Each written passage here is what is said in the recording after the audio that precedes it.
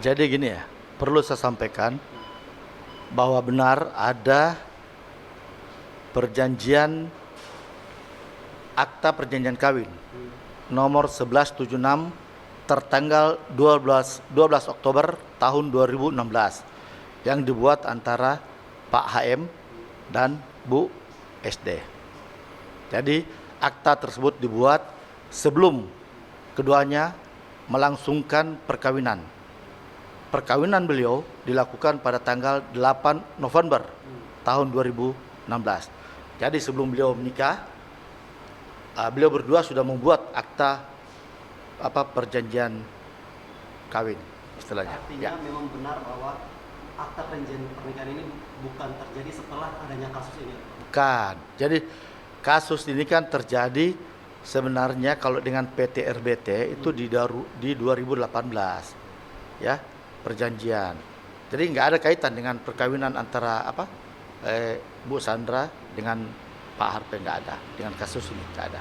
Untuk perkembangan dari kasus Pak Harpe sendiri sejauh ini sudah sampai mana, Pak? Apa bisa dijelaskan? Masih dalam proses penyidikan. Penyidikan. Ya, kalau soal proses penyidikan tanyakan ke Kejagung aja ya. Kita nggak bisa masuk ke ranah sana. Oke, terkait dengan beberapa fasilitas mewah yang sudah disita oleh Kejagung, seperti tadi adanya 3 mobil mewah lagi yang disita sama pihak Kejagung, tanggapan Pak Sendiri seperti apa? Memang benar, dari ada 7 kalau saya nggak salah, sudah ada 7 kendaraan yang disita dari Pak HM. Total, Terakhir ada 7 totalnya. Terakhir 3 unit, 2 unit Ferrari dan 1 unit Mercedes. total dari aset Total ada 7 mobil ya. ya. Sementara itu yang lain-lainnya kan bisa tanyakan, sudah bisa baca di medsos kan ya, Kalau di media-media ya. Kalau dirupiahkan aset yang sudah disita dari pihak Kejagung ini, Saya nggak tahu, saya nggak bisa nilai, saya nggak lihat, nggak bisa nilai. oke. Nah, Prof, terkait dengan ini, Prof, apakah nanti juga akan ada penyelidikan terkait dengan pesawat jet dari Pak Harfi ini sendiri yang akan disita atau seperti apa? Nggak ada, itu kan sudah dikonfirmasi oleh Kejagung ya. Kalau soal itu tanyakan ke penyidik deh, ya. Nggak ada itu, pesawat itu nggak ada. Selain dari 7 mobil ini, apakah nanti akan ada pemeriksaan lanjutan yang mungkin akan diduga lagi akan ada penyitaan lagi atau seperti apa? Itu wilayah penyidik, bukan wilayah kami. Ya, tanya ke penyidik. Terkait dengan pisah harta antara Pak Harfi dan Bu Sandra Dewi, artinya akan ada pemeriksaan juga dong untuk barang-barang atau aset-aset milik Bu Sandra ini. Kedepannya akan seperti apa? Pastinya penyidik akan periksa apakah ini terkait dengan, kan sudah dikatakan oleh Kejagung ya, penyidik bahwasanya akan diperiksa, diteliti. Saya kira penyidik akan bekerja dengan hati-hati dan profesional ya. Kalau itu memang terkait dengan apa yang patut diduga. Jadi kita harus kedepankan asas praduga tak bersalah ya. Jadi ini enggak ada, ini hanya dugaan.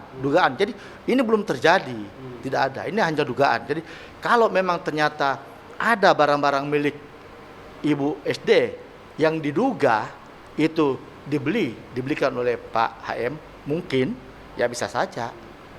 Tapi selama ini kan kita ketahui bersama bahwa Ibu SD pun kan punya usaha sendiri. Dari sebelum pernikahan beliau sudah dikenal sebagai seorang artis dan sudah mempunyai bisnis tersendiri. Makanya sebelum beliau menikah, beliau sudah pisahkan itu. Soal aset-aset Bu Sandra Dewi, salah satunya rumah di Australia itu katanya juga akan ikut diperiksa dan mungkin akan. Saya belum mendengar itu. Saya belum tahu, saya belum dengar. Tanya ke penyidik aja. Ya. Prof, kita konfirmasi nih terkait dengan pemberitaan katanya Bu Sandra Dewi juga sendiri mungkin akan dimiskinkan karena beberapa aset itu juga terkait dengan kasus yang kemarin menimpa Pak Harfi, itu seperti apa, Prof? Nggak ada. Sampai saat ini belum ada. Penyidik masih bekerja ya. Kita tunggu aja lihat hasil kerja penyidik ya. Kita harus percaya ke penyidik, bahasanya penyidik akan bekerja secara profesional. Ya. Mungkin Ya. keadaan dari Bu Sandra sendiri seperti apa nih, Prof, kalau bisa dijelaskan? Bu Sandra baik-baik aja. Kesehatannya atau Kesehatan memang agak terganggu karena beliau kan habis sakit ya. Sedikit aja habis sakit. Jadi beliau juga agak sakit. tapi kalau untuk dukungan dan dukungan Bu Sandra sendiri terhadap suaminya, Oh, sangat mendukung. Beliau lah pendukung pertama yang memberikan spirit kepada Pak HM. mungkin, Sangat mendukung. mungkin ada pesan-pesan dari Bu Sandra ya, karena kita tahu sendiri bahwa Bu Sandra juga nggak mau untuk mengekspos diri ke media. Mungkin ada pesan-pesan khusus nggak yang diberikan kepada kuasa hukumnya Pak Harfi ini untuk Tidak ada, cuman kasihan kenapa ya? Karena kan ini kan kita tahu sendiri lah, medsos ini kan terlalu keji kadang-kadang ya. Jadi bahkan anaknya pun dibully. Makanya beliau sampai udahlah daripada anak saya nggak tahu apa-apa jadi korban, udahlah saya hilang dulu dah dari tutup IG-nya. Makanya kita harus selalu mengkedepankan itu asas praduga tak bersalah, ya. Nggak boleh kita mencasti seseorang langsung bersalah sebelum ada putusan pengadilan yang berkekuatan hukum tetap, ya kan? Jadi kita tunggulah, sebaiknya teman-teman rekan-rekan semua wartawan, saya sampaikan ayo kita tunggu dulu hasil di persidangan, ya. Nanti kita lihatlah bagaimana di persidangan nanti. Untuk apa kita siarkan juga berita-berita yang artinya toh juga nanti tidak sesuai dengan apa yang ada di fakta persidangan nanti. Kita tunggu aja sebetulnya. Yang terakhir Prof, untuk pesan yang Prof sampaikan sendiri terkait dengan permasalahan ini untuk masyarakat seperti apa? Bagaimana? Mungkin pesan yang Prof sampaikan untuk permasalahan ini seperti apa kepada masyarakat luas tentunya. Ya saya pikir ginilah kepada masyarakat, kita tetap harus menganut asas praduga tak bersalah, ya. Bagaimana hukum ini bisa berkeadilan atau bagaimana hukum ini bisa berjalan dengan baik kalau orang yang belum diputus oleh pengadilan sudah kita mencasti bahwa orang itu bersalah. Jadi sebenarnya rekan-rekan ya wartawan, hukum itu harus bagus, bisa baik kalau teman-teman wartawan bisa pun memberitakan hal yang positif. Jadi tolong diberitakan aja hal-hal yang positif. Jangan yang bisa menyinggung sampai ke perasaan seseorang gitu loh. Ya. Nanti kita tunggulah kalau seseorang itu sudah diputus, sudah berkekuatan hukum tetap, ya. Sudah tidak ada upaya hukum lain yang bisa dilakukan, silakan.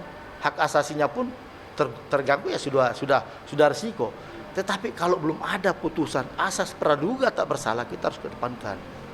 Pak Harfi kan merasa sampai saat ini juga kan merasa tidak tahu apa yang dituduhkan gitu loh. Ya. Jadi nggak usah kita saling adu antara penyidik dan lawyer, jangan, ya. Karena penyidik penegak hukum, lawyer pun penegak hukum. Lawyer dengan penyidik sama-sama harus menegakkan hukum, ya. Udah. Jadi nanti putusan pengadilan lah nanti yang bisa menentukan apakah seorang terdakwa itu bersalah atau tidak. Saya kira cukup dah, ya. Oke.